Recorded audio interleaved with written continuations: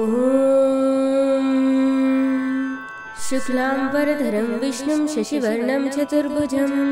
प्रसन्नवदनं ध्यायेत् सर्वविघ्नोपशान्तये। यस्य द्विरतवक्ताद्याः पारिषद्याः परश्यतं विघ्नं विघ्नन्ति सततं विश्वक्सेनं तमाश्रये। व्यासं वसिष्ठनप्तारं शक्तिर्पौत्रमकल्मषम् पराशरात्मजं वन्दे शुकतातं तपोनिधिं। व्यासाय विष्णुरूपाय व्यासरूपाय विष्णवे नमो वै ब्रह्मनिधये वासिष्ठाय नमो नमः। अविकाराय शुद्धाय नित्याय परमात्मने सदैकरूपरूपाय विष्णवे सर्वजिष्णवे। यस्य स्मरणमात्रेण जन्म संसारबन्धनात् विमुच्यते नमस्तस्मै विष्णवे प्रभविष्णवे। ॐ नमो विष्णवे प्रभविष्णवे। श्रीवैशम्पायन उवाच श्रुत्वा धर्मानशेषेण पावनानि च सर्वशः युधिष्ठिरः शान्तनवं पुनरेवाभ्यभाषत। युधिष्ठिर उवाच किमेकं दैवतं लोके किं वाप्येकं परायणम् स्तुवन्तकङ्कमर्चन्तः प्राप्नुर्मानवा शुभम्। को धर्मः सर्वधर्माणां भवतः परमो मतः किं जपन्मुच्यते जन्तुः जन्म संसारबन्धनात्। श्रीभीष्म उवाच जगत्प्रभुं देवदेवम् अनन्तं पुरुषोत्तमं स्तुवन्नाम सहस्रेण पुरुषः सततोत्थितः तमेव चार्चयन् नित्यं भक्त्या पुरुषमव्ययम्। ध्यायन् स्तुवन् नमश्चञ्च यजमानस्तमेव च। अनादिनिधनं विष्णुं सर्वलोकमहेश्वरं लोकाध्यक्षं स्तुवन् नित्यं सर्वदुःखातिगो भवेत्। ब्रह्मण्यं सर्वधर्मज्ञं लोकानां कीर्तिवर्धनं लोकनाथं महद्भूतं सर्वभूतभवोद्भवम्। एष मे सर्वधर्माणां धर्मोऽधिकतमो मतः यद्भक्त्या पुण्डरीकाक्षं स्तवेर्रर्चे नरः सदा। परमं यो महत्तेज परमं यो महत्तपः परमं यो महद्ब्रह्म परमं यः परायणम्। पवित्राणां पवित्रं यो मङ्गलानां च मङ्गलम् दैवतं देवतानां च भूतानां यो यः पिता। यतः सर्वाणि भूतानि भवन्यादियुगागमे यस्मिंष्टप्रलयं यान्ति पुनरेव युगक्षये। तस्य लोकप्रधानस्य जगन्नाथस्य भूपते विष्णो नाम सहस्रं मे शृणु पापभयापहम्। यानि नामानि गौणानि विख्यातानि महात्मनः ऋषिभिः परिगीतानि तानि वक्ष्यामि भूतये। ऋषिर्नामं सहस्रस्य वेदव्यासो महामुनिः छन्दोनुष्टुप् तदा देवो भगवान् देवकीसुतः। अमृतांशुद्भवो बीजं शक्तिर्देवकी नन्दनः त्रिसामा हृदयं तस्य शान्त्यर्थे विनियुज्यते। विष्णुं जिष्णुं महाविष्णुं प्रभविष्णुं महेश्वरम् अनेकरूपदैत्यान्तं नमामि पुरुषोत्तमम्। अस्य श्रीविष्णो दिव्यसहस्रनामस्तोत्र महामन्त्रस्य श्रीवेदव्यासो भगवान् ऋषिः अनुष्टुप् छन्दः। श्रीमहाविष्णु परमात्मा श्रीमन्नारायणो देवता अमृतांशोद्भवो भानुरिति बीजं देवकी नन्दन षष्ठीति शक्तिः उद्भवः शोभनो देव इति परमो मन्त्रः शङ्खबृहन्नन्दकी चक्रीति कीलकम् शाभ्याधन्वागदाधरेत्यस्त्रं रथाङ्गपाणिरक्षोभ्यैति नेत्रं त्रिसामः सामकः सामेति कवचम् आनन्दं परब्रह्मेति योनिः ऋतुः सुदर्शनकाल इति दिग्बन्धः श्रीविश्वरूप इति ध्यानम्। श्रीमहाविष्णु प्रीत्यर्थे श्रीसहस्रनामस्तोत्रजपे विनियोगः। ध्यानम् क्षीरोधन्वत्प्रदेशे शुचिमणिविलसत्सैकते मौक्तिकानां मालाक्लुप्तासनस्तस्फटिकमणिनिभै मौक्तिकै मण्डिताङ्गः शुभ्रैरभ्रैरदभ्रैरुपरि विरचितै मुक्तपीयूषवर्षैः आनन्दीना पुनीयादरिनलिनगदा शङ्खपाणिः मुकुन्दः भूपादौ यस्य नाभिः व्यदसुरनिलचन्द्रसूर्यौ च नेत्रे कर्णावाशिशिरोद्वहमुखमपि दहनो यस्य वास्तेयमब्धिः अन्तस्यं यस्य विश्वं सुरनरकगगो भोहि गन्धर्वदैत्यैः चित्रं रं रम्यतीदं त्रिभुवनवपुषं विष्णुमीशं नमामि शान्ताकारं भुजगशयनं पद्मनाभं सुरेशं विश्वाकारं गगनसदृशं मेघवर्णं शुभाङ्गं लक्ष्मीकान्तं कमलनयनं योगिहृद्यानगम्यं वन्दे विष्णुं भवभयहरं सर्वलोकैकनाथम् मेघश्यामां पीतकौशेयवासं श्रीवत्साङ्गं कौस्तुभोद्भासिताङ्गं पुण्योपेतं पुण्डरीकायताक्षं विष्णुं वन्दे सर्वलोकैकनाथम् नमः समस्तभूतानामादिभूताय प्रोद्भूते अनेकरूपरूपाय विष्णवे प्रभविष्णवे सशङ्खचक्रं सकिरीटकुण्डलं सपीतवस्त्रं सरसीरुहेक्षणम् सहारवक्षस्थलशोभिकौस्तुभं नमामि विष्णुं शिरसा चतुर्भुजम् छायायां पारिजातस्य हेमसिंहासनोपरि आसीनमम्बुदश्याममायताक्षमलङ्कृतम् चन्द्राननं चतुर्बाहुं श्रीवत्साङ्कितवक्षसं रुक्मिणी सत्यभामाभ्यां सहितं कृष्णमाश्रये विश्वं विष्णुं रषट्कारो भूतभव्यभवत्प्रभुः भूतकृद्भूतकृद्भावो भूतात्मा भूतभावनः भूतात्मा परमात्मा च मुक्तानां परमां गतिः अव्ययः पुरुषः साक्षी क्षेत्रज्ञोऽक्षर एव च योगो योगविधां नेता प्रधानपुरुषेश्वरः नारसिंहवपुः श्रीमान् केशवः पुरुषोत्तमः सर्वः सर्वशिवस्थानो भूतादिर्निधिरव्ययः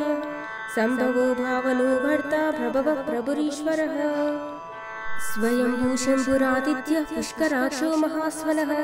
अनादिनिधनो धाता विधाता धातुरुत्तमः अप्रमेयो हृषीकेशः पद्मनाभो मरप्रभुः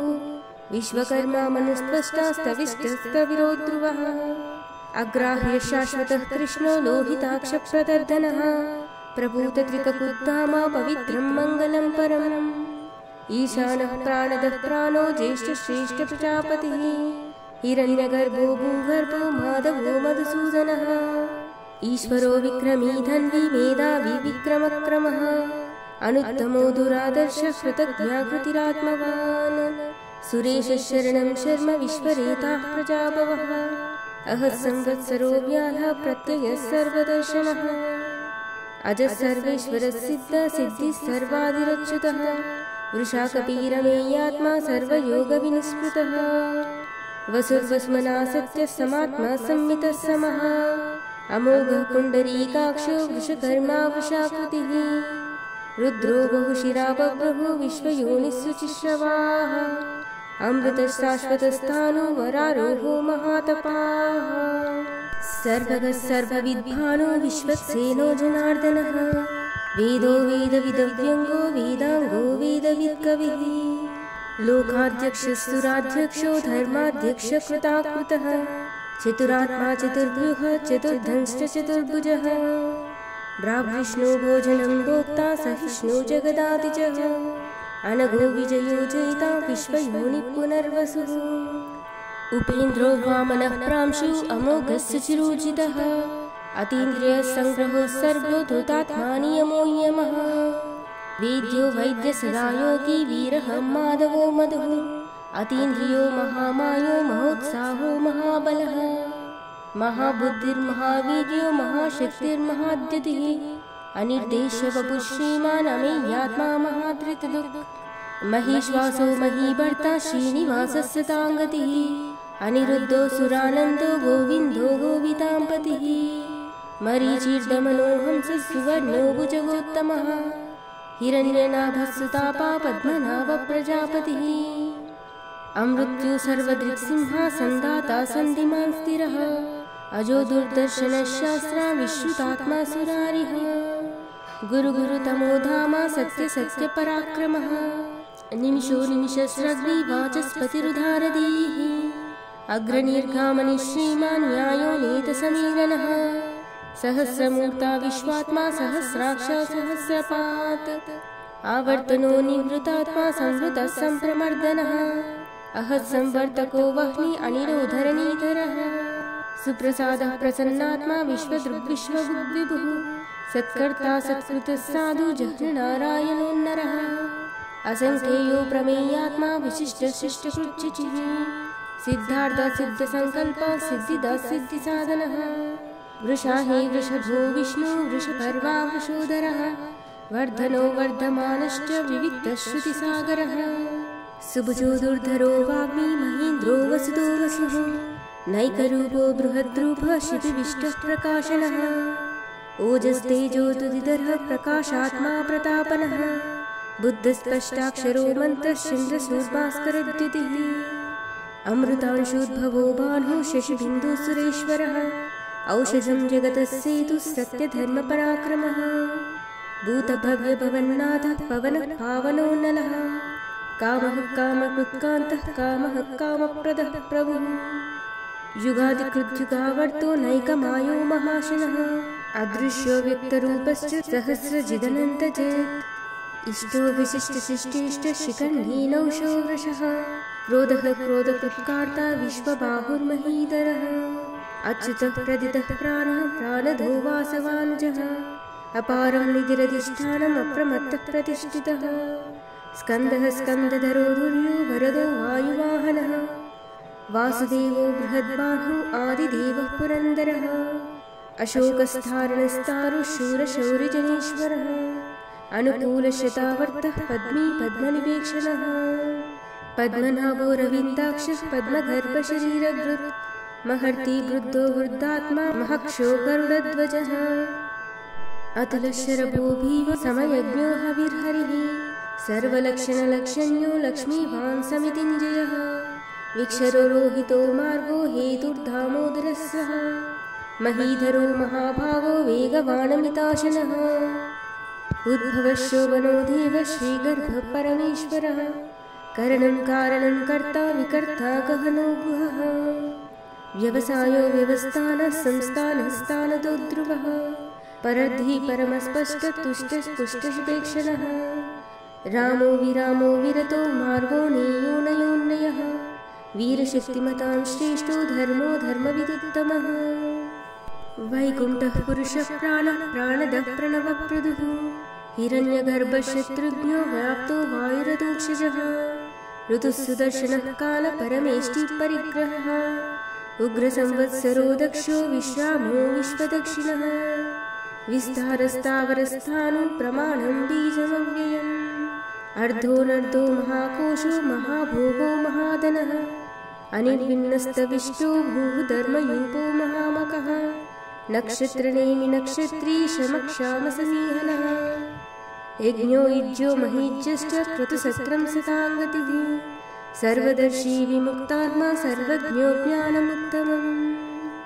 सुव्रतः सुमुखः सूक्ष्मः सुघोषः सुकृतसुहृत् मनोहरो जितक्रोधो वीरबाहुर्विधारणः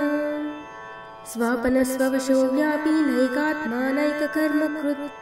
वत्सरो वत्सलो वत्सी रत्नगर्भो धुनीश्वरः धर्मकृद्धर्मी सततक्षरमक्षरम् अविज्ञाता सहस्रांशु विधाता कृतलक्षणः गभस्तिनेमि सत्त्वस्थसिंहो भूतमहेश्वरः आदिदेवो महादेवो देवेशो देवभृद्गुरुः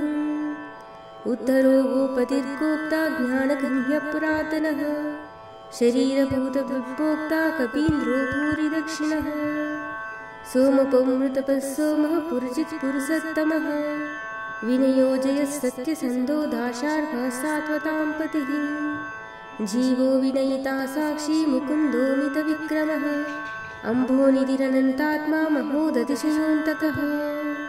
अजो महर्वस्वाभाव्यो जितामित्रप्रमोदनः आनन्दो नन्दनो नन्दः सत्यधर्मात्रिविक्रमः महर्षि कपिलाचार्य कृतज्ञो मेदिनीपतिः त्रिपदस्त्रिदशाध्यक्षः महाशृङ्गकृतान्तकृत् महावराहो गोविन्दो सुषीर्णः कनकाङ्गदी गुह्यो गभीरो गहनो गुप्तचक्रगदाधरः वेदस्वाङ्गोजितः कृष्णो दृढसङ्कर्षणोच्युतः वरुणो वारुणो वृक्षः पुष्कराक्षो महामनाः भगवान् भगहानन्दी बलमाली हलायुधः आदित्यो ज्योतिरादित्यः सहिष्णुर्गतिसत्तमः सुधन्वा कन्नपरशु धारुणो द्रविणप्रदः दिवि सर्वदृग्वासो वाचस्पतिरयोनिजः त्रिसामसामगस्सामा निर्वाणं भेषजं विशक्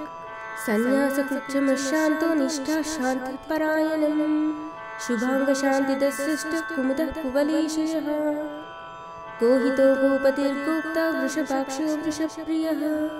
अनिवर्ती निवृतात्मा संक्षिप्तक्षेमकृच्छिवः श्रीवत्सवक्षाः श्रीवासः श्रीपतिः श्रीवताम्बरः श्रीधः श्रीशः श्रीनिवासः श्रीनिधिः श्रीविभावनः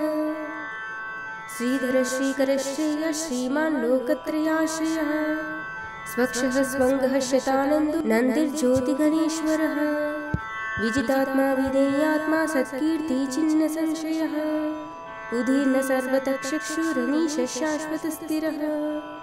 भूषयो भूषणो भूति विशोकशोकनाशनः अर्चिष्मानर्चितः कुम्भो विशुद्धात्मा विशोदनः अनिरुद्धो प्रतिरथः प्रद्युम्नोमितविक्रमः कालनेमिः वीरः शौरी शूरजनेश्वरः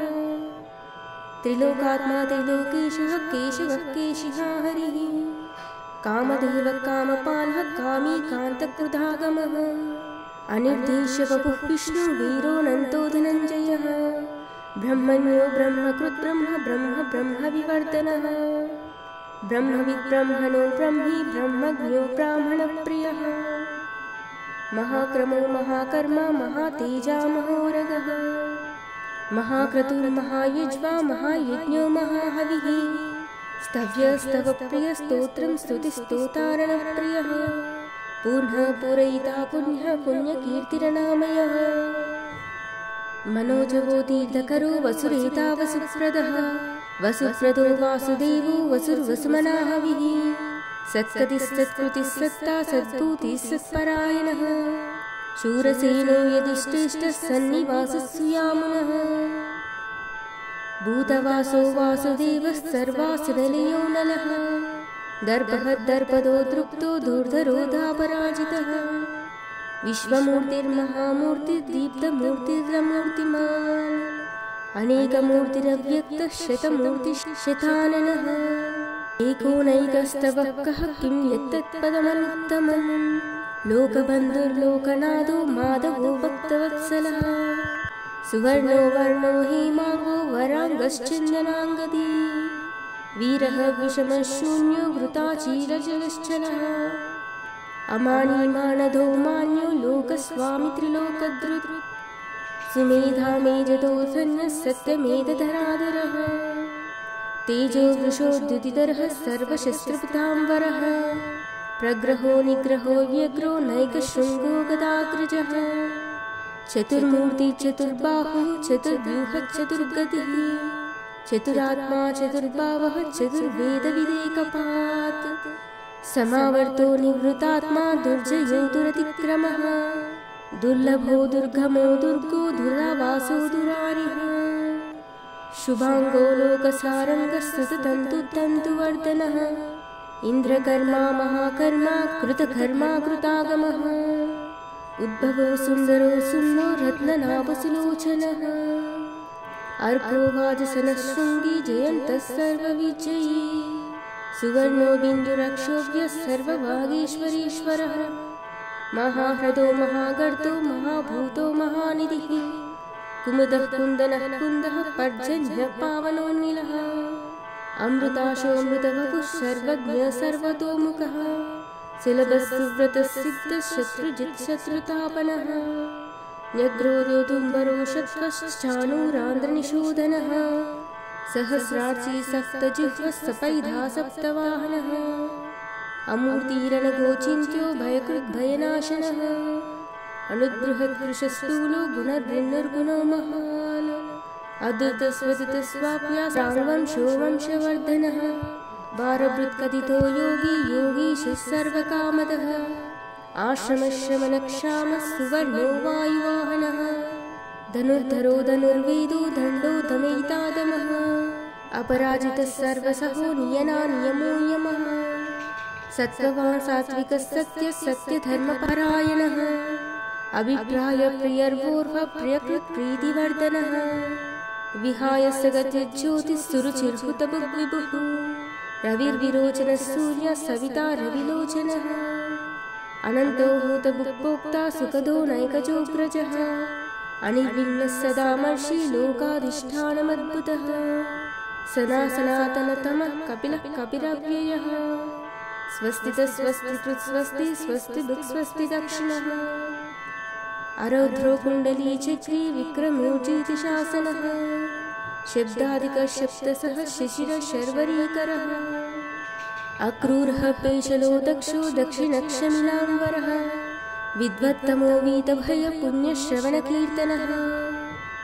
उत्तारणो दुष्कृतिः पुण्यो दुःस्वप्ननाशनः वीरः रक्षणो सन्तो जीवनः पर्यवस्थितः अनन्तरूपोऽनन्तः श्रीमन्युर्भयापः चतुरश्रो गभीरात्मा विदिशो व्यादिशो दिशः अनादिर्भूर्भुवो लक्ष्मी सुवीरो रुचिराङ्गदः जननो जनजन्माधि भीमो भीमपराक्रमः आधारनिलयो धाता पुष्पहासप्रजागरः ऊर्ध्वः सत्पदाचार्य प्राणदः प्रणवप्नः प्रमाणं प्राणनिलयः प्राणधृत् प्राणजीवनः तत्त्वं तत्त्वविदेकात्मा जन्म मृत्युजरातिगः भूर्भुवस्वस्तरुस्तारः सविता प्रपितामहः यज्ञो यज्ञपतिर्यज्वा यज्ञाङ्गो यज्ञवाहनः यज्ञभृत्यज्ञकृत्यज्ञे यज्ञभुक्यज्ञसाधनः यज्ञकृत्यज्ञगुह्यम अन्नमन्नादेव च आत्मयोनि स्वयं जातो वैकानः सामगायनः देवकीनन्दनसृष्टातीशः पापनाशनः शङ्खभृत्नन्दगी चक्री शाज्ञाधन्वा गदाधरः रणाङ्गपाणिरक्षोभ्यः सर्वप्रहरणायुधः श्रीसर्वप्रहरणायुध ॐ नम इति वनमाली गदीशाग्नि शङ्की चक्री च नन्दकी श्रीमन्नारायणो विष्णु वासुदेवो विरक्षतु वनमाली गदीशाग्नि शङ्की चक्री च नन्दकी श्रीमन्नारायणो विष्णु वासुदेवो विरक्षतु वनमाली गदीशाग्नि शङ्की चक्री च नन्दकी श्रीमन्नारायणो विष्णु वासुदेवो विरक्षतु इतीदं कीर्तनीयस्य केशवस्य महात्मनः नाम्नां सहस्रं दिव्यानाम् अशेषेण प्रकीर्तितम् य इदं शृणुयात् नित्यं याश्चापि परिकीर्तयेत् न शुभं प्राप्नुयात् किञ्चित् सोमूत्रेह च मानवः वेदान्तको ब्राह्मण्यः स्यात् क्षत्रियो विजयी भवेत् वैश्योदन समृद्धः स्यात् शूद्रसुखमवाप्नुयात् धर्मार्धी प्राप्नुयात् धर्मम् अर्धार्धी चार्धमाप्नुयात् कामानवाप्नुयात् कामी प्रजार्धी चाप्नुयात् प्रजाम् भक्तिमान्य सदोत्थाय शुचिः सद्गतिमानसः सहस्रं वासुदेवस्य नाम्नाम् एतत् प्रकीर्तयेत् एषः प्राप्नोति विपुलां ज्ञातिप्राधान्यमेव च अचलां श्रियमवाप्नोति श्रेयः प्राप्नोत्यनुत्तमम् न भयं क्वचिदाप्नोति वीर्यं तेजश्च विन्दति भवत्यरोगो द्युतिमान् बलरूपगुणान्वितः रोगार्तो मुच्यते रोगात् बद्धो मुच्येद बन्धनात् भयान्मुच्येद भीतस्तु मुच्येदापन्न आपदः दुर्ज्ञान्यतितरत्याशु पुरुषः पुरुषोत्तमम् स्तुवन्नाम सहस्रेण नित्यं भक्तिसमन्वितः वासुदेवाश्रयो मर्त्यो वासुदेवपरायणः सर्वपापविशुद्धात्मा याति ब्रह्म सनातनम् न वासुदेव भक्तानाम शुभं विद्यते क्वचित् जन्म मृत्युजराव्याधि भयं नैवोपजायते इमं स्तवमदीयानः श्रद्धा भक्तिसमन्वितः युज्येदात्मसुखशान्ति श्रीदुतिस्मृतिकीर्तिभिः न क्रोधो न मात्सर्यं न लोभो नाशुभामतिः भवन्ति तत्त्वज्ञानानां भक्तानां पुरुषोत्तमे द्वौ सचन्द्रार्कनक्षत्रं कं दिशो भूर्महोदधिः वासुदेवस्य वीर्येण विद्रुतानि महात्मनः ससुरासुरगन्धर्वं सयक्षोरगराक्षसं जगद्वशे वर्तते तं कृष्णस्य सचराचरम् इन्द्रियाणि मनोबुद्धिः सत्त्वं तेजो बलं द्युतिः वासुदेवात्मकान्याः क्षेत्रं क्षेत्रज्ञ एव च सर्वागमनामाचार प्रथमं परिकल्प्यते आचारप्रभवो धर्मो धर्मस्य प्रभुरच्युतः ऋषयः पितरो देवाः महाभूतानि धातवः जङ्गमाजङ्गमं चेदं जगन्नारायणोद्भवम् योगो ज्ञानं तदा साङ्ख्यं विद्या शिल्पादिकर्म च वेदशास्त्राणि विज्ञानम् एतत् सर्वं जनार्दनात् एको विष्णुः महाभूतं पृथग्भुक्ताननेकशः त्रीन् लोकान् व्याप्य भूतात्मा भुज्गे विश्वभुगव्ययः इमं स्तवं भगवतो विष्णोर्व्यासेन कीर्तितं पठेद्ये इच्छेत् पुरुषः श्रेयः प्राप्तुं सुखानि च विश्वेश्वरमजं देवं जगतः प्रमुमव्ययम् भजन्ति ये पुष्कराक्षं न ते यान्ति पराभवम् ॐ नम इति। अर्जुन उवाच पद्मपत्रविशालाक्ष पद्मनाभसुरोत्तमा भक्तानामनुरक्तानां त्राता भव जनार्दन। श्रीभगवानुवाच यो मां नाम सहस्रेण स्तोतुमिच्छति पाण्डवः सोऽहमेकेन श्लोकेन स्तुत एव न संशयो ॐ नम इति। व्यास उवाच वासुनत्वासुदेवस्य वासितं ते भुवनत्रयं सर्वभूतनिवासोऽपि वासुदेव नमोऽस्तु ते। श्रीवासुदेव नमोऽस्तु ते ॐ नम इति। पार्वत्युवाच केनोपायेन लघुना विष्णोर्नाम सहस्रकं पठ्यते पण्डितै नित्यं श्रोतुमिच्छाम्यहं प्रभो। ईश्वरोवाच श्रीराम राम रामेति रमे रामे मनोरमे सहस्रनाम तत्तुल्यं रामनाम वरानने। श्रीराम नाम वरानन ॐ नम इति। ब्रह्मोवाच नमोऽस्वनन्ताय सहस्रमूर्तये सहस्रपादाक्षिशिरोरुबाहवे सहस्रनाम्ने पुरुषाय शाश्वते सहस्रकोटियुगधारिणे नमः। श्रीसहस्रकोटियुगधारिण ॐ नम इति। सञ्जय उवाच यत्र योगीश्वरः कृष्णो यत्र पार्थो धनुर्धरः तत्र श्रीविजयो भूतिः ध्रुवा नीतिः मतिर्मम। श्रीभगवानुवाच